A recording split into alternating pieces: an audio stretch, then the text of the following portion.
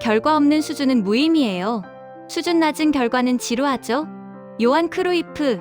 이 문장은 짧지만요. 인생을 오래 살아본 사람만이 고개를 끄덕이게 만드는 말이에요. 우리는 흔히 이렇게 말하죠? 난 아직 결과는 없지만 제대로 하고 있어. 그리고 또 이렇게 말해요. 방법이야 어쨌든 결과는 나왔잖아. 이 두 문장은 모두요. 스스로를 보호하기 위한 말이에요. 하지만 크루이프는 그 보호막을 단번에 찢어버려요. 결과가 없다면요. 그 수준은 아무 의미가 없고요. 수준이 없다면요. 그 결과는 오래 버티지 못해요. 이 말이 불편하게 느껴진다면요. 이미 어딘가 찔리고 있다는 뜻이에요. 우리는 노력의 세계에 너무 오래 머물러 있어요. 노력은 분명 중요해요. 하지만 노력은 목적이 아니라 수단이거든요. 어느 순간부터 우리는요. 얼마나 열심히 했는가를, 무엇을 만들어냈는가 보다 앞에 두기 시작했어요. 야근을 얼마나 했는지요. 공부 시간을 얼마나 채웠는지요. 고생을 얼마나 했는지를 말해요. 하지만 세상은 묻지 않아요. 그 노력으로 무엇이 달라졌는지를 묻죠. 회사에서 흔히 보는 장면이 있어요. 늘 늦게까지 남아있는 사람이요. 문서 하나에도 몇 번씩 검토를 해요. 주변에서는 말하죠. 저 사람은 일 참 잘해. 그런데 결정적인 순간에요. 중요한 프로젝트는 다른 사람에게 가요. 왜일까요? 그 사람은 완성도는 높지만요. 결과를 책임지는 위치에 서지 않았기 때문이에요. 결과란 단순히 숫자가 아니에요. 결과란 선택의 순간이에요. 이 사람에게 맡겨도 된다는 신뢰예요. 아무리 준비가 완벽해도요. 결정의 자리에 서지 않으면요. 그 수준은 평가받지 못해요. 학생도 마찬가지예요. 개념은 완벽히 이해했다고 말하죠? 문제 풀이 과정도 설명할 수 있어요. 하지만 시험 점수는 늘 애매해요. 이때 우리는 이렇게 말하죠? 난 이해했어. 운이 없었어. 하지만 시험은 이해를 묻지 않아요. 시험은 결과를 물어요. 이건 잔인한 이야기가 아니에요. 현실의 작동 방식이에요. 결과 없는 수준은요. 스스로를 위로하는 데는 좋아요. 하지만 인생을 움직이지는 못해요. 이제 반대편을 볼까요? 결과는 나왔지만요. 그 결과를 설명하지 못하는 사람이 있어요. 우연히 성공한 사업이요. 한번 터진 콘텐츠요. 요령으로 통과한 시험이요. 처음엔 박수를 받아요. 사람들은 부러워해요. 하지만 시간이 지나면요. 그 사람은 불안해져요. 왜냐하면요. 다시 해보라고 하면요. 똑같이 할 수 없거든요. 수준이 없기 때문이에요. 수준이 없다는 건요. 실력이 없다는 뜻이 아니에요. 원인을 이해하지 못한다는 뜻이에요. 왜 잘 됐는지 모르면요. 왜 망하는지도 몰라요. 그래서 이런 결과는요. 지루해져요.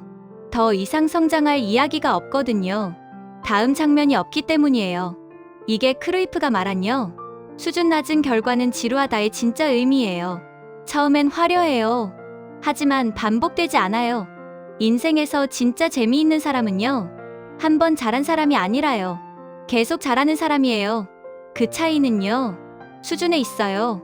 운동을 떠올려 볼까요? 무게만 욕심내는 사람이 있어요. 폼은 무너졌지만 숫자는 높아요. 결과는 빠르게 나와요. 하지만 어느 순간에요. 몸이 먼저 고장나요. 반대로요. 자세만 끝없이 연구하는 사람도 있어요. 몇 년째 같은 무게예요. 변화가 없어요. 동기부여도 사라져요. 이 두 사람 모두요. 크루이프의 기준에서 벗어나 있어요. 결과 없는 수준이요. 수준 없는 결과요. 균형이 깨진 거예요. 인간관계도 똑같아요. 늘 이해해주고 배려하고 참는 사람이 있죠. 수준은 높아요. 하지만 관계의 결과는 늘 같아요. 존중받지 못해요. 반대로요. 사람을 이용해 원하는 건 얻어요. 결과는 있어요. 하지만 시간이 지나면요. 곁에 아무도 남지 않아요. 인생은 이상하게도요. 이 두 극단을 오가게 만들어요. 왜일까요? 우리는 둘 다 동시에 가지는 연습을요. 제대로 해본 적이 없거든요. 요한 크루이프는요. 이기기만 하는 축구를 싫어했어요. 그렇다고 멋만 부리는 축구도 싫어했죠. 그는 말했어요. 잘 이겨야 하고요. 이기면서도 아름다워야 한다고요.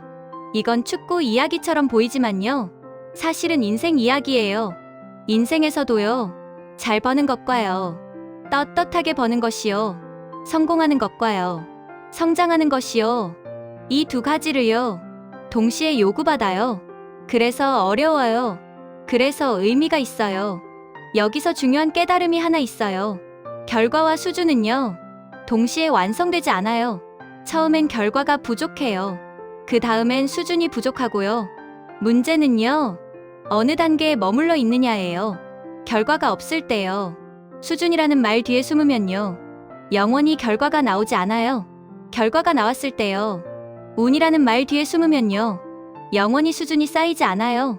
성장은요, 이 두 변명을 모두 내려놓을 때 시작돼요. 이제 스스로에게 질문해 볼까요? 지금 내가 하는 노력은요, 결과로 연결되고 있나요? 그리고요, 지금 내가 얻은 결과는요, 다시 만들어낼 수 있나요? 이 두 질문에요, 하나라도 답을 피하고 있다면요, 그 지점이 바로요, 인생이 막히는 이유예요. 인생이 힘든 이유는요, 능력이 부족해서가 아니에요. 기준이 모호해서예요. 노력만 하면 언젠가 된다는 말은요, 책임을 미루는 말이 될 수 있고요. 결과만 나오면 된다는 말은요, 성장을 포기하는 말이 될 수 있어요. 요한 크루이프의 이 문장은요, 우리에게 선택을 요구해요. 이제는요, 잘하고 있다는 느낌이에요. 머무를 것인지요? 아니면요, 실제로 나아갈 것인지요? 결과와 수준을요, 동시에 요구하는 순간에요, 인생은 갑자기 까다로워져요. 하지만 바로 그때부터요, 지루하지 않은 인생이 시작돼요.